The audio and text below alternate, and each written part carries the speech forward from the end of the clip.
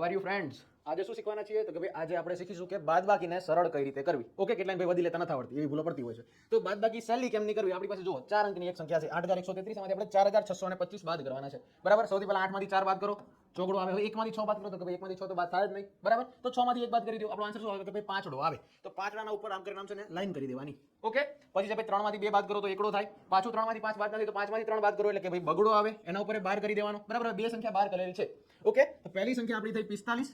45 માંથી શું બાદ કરવાનું તો કે ભાઈ 45 માંથી આપણે છે ને જે સંખ્યા ઉપર બાર કર્યો હોય ને એના ગુણ્યા 2 કરવાનું. એટલે ભાઈ 45 ગુણ્યા 2 શું થાય તો કે ભાઈ 10 થાય. બરાબર?